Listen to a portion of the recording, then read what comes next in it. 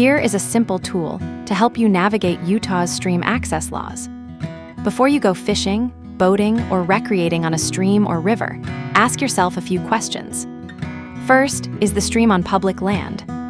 If it is, access is generally allowed, unless specific restrictions are in place, like seasonal closures, spawning protections, or other rules. So always check current regulations before you go.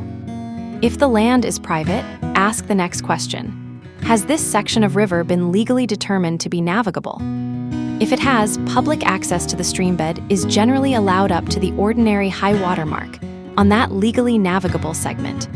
Some Utah rivers have navigable segments, including parts of the Green, Colorado, Bear, Jordan, and Weber rivers.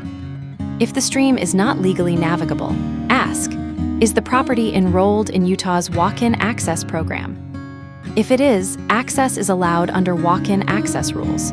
You need an annual walk-in access authorization number, and access is limited to the activities allowed for that property, usually fishing, hunting, or trapping. If the property is not in walk-in access, ask, do you have landowner permission? If you do, follow any conditions the landowner gives you, be respectful, and make sure to thank them. If you do not have permission, the next question is, are you only floating through? If you are, the Public Waters Access Act may allow you to float through public water that has enough width, depth, and flow for your vessel. But this applies to natural waterways, not irrigation canals, ditches, or privately owned flooded lands, where access may still be restricted. Also remember this, floating through is different from stopping. On private property, you generally cannot stop, walk, wade, anchor, or recreate on the streambed or bank unless another legal right applies. You may briefly touch the streambed or bank when needed for safe passage, continued movement, or to portage around a dangerous obstruction. But portage should be direct, minimal, and as close to the water as possible.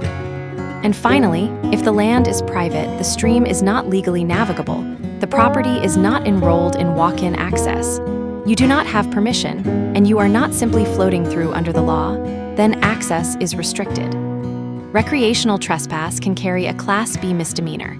So before you go, know where you are going, and when in doubt, check before you access.